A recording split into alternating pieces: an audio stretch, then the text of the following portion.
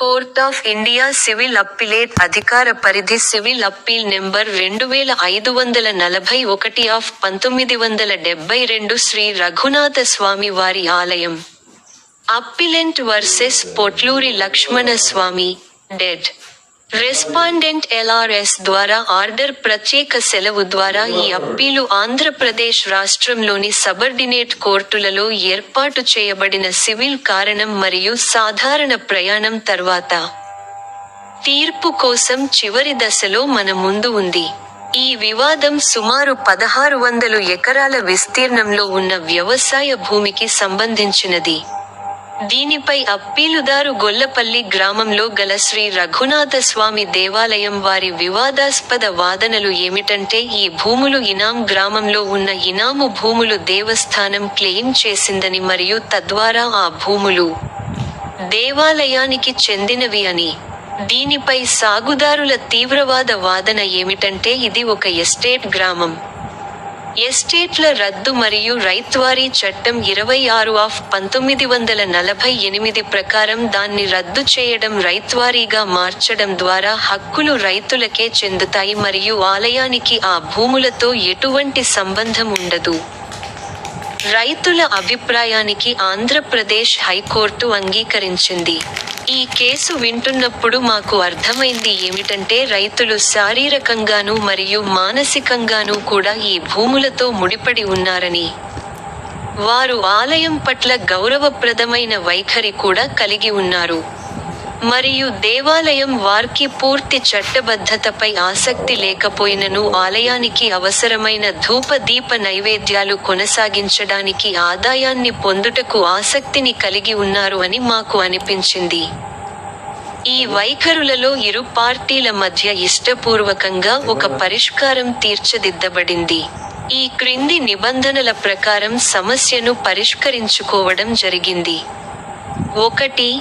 రైతులు నమ్మకంగా మరియు సకాలంలో ఆలయానికి 1 క్వింటాలు వేరుశనగకాయలు గాని లేక దానికి సరి సమానమైన భారత ప్రభుత్వ వ్యవసాయ ధరల సంఘం వారు సిఫారసు చేసిన ధరను ప్రతి ఎకరానికి ప్రతి సంవత్సరము డిసెంబర్ 31వ తేదీ లోపు విడవకుండా చెల్లించాలి. 2. తదనుగుణంగా ఆలయ నిర్వాహకులు ప్రతి సంవత్సరం ఎకరానికి 1 క్వింటాలు వేరుశెనక్కాయలు గాని లేక దానికి సరిగా ముందుగా అంచనా వేసిన సమానమైన ధరను రైతుల నుండి వసూలు చేసుకోవాలి. చెల్లించని సందర్భంలో చట్టపరమైన ప్రక్రియ ద్వారా వసూలు చేసుకోవాలి. ఏ న్యాయస్థానం ముందు రైతులు తమ బాధ్యతను విస్మరించుచు చేసే వాదనలు నిషేధించబడతాయి. 3.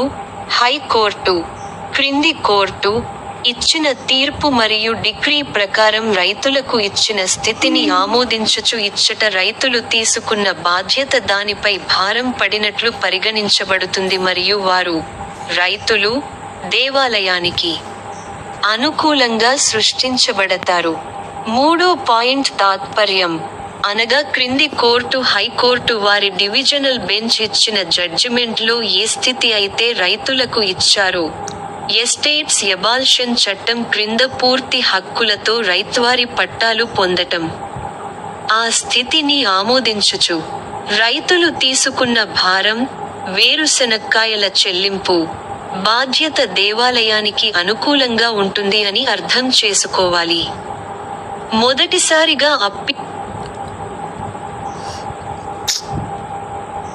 హోదాపై ఈ ఏర్పాటు ఈ దావాలోని పక్షాల మధ్య ఇక్కడ అధికారికంగా చర్చల నుండి వచ్చినప్పటికీ ఇది ఆలయ భూములు మొత్తానికి వర్తిస్తుంది. దీనిపై అప్పీలు చేసిన హైకోర్టు తీర్పు మరియు డిక్రీ ప్రకారం ఈ గ్రామం ఎస్టేట్ గ్రామంగా ప్రకటించటం జరిగింది.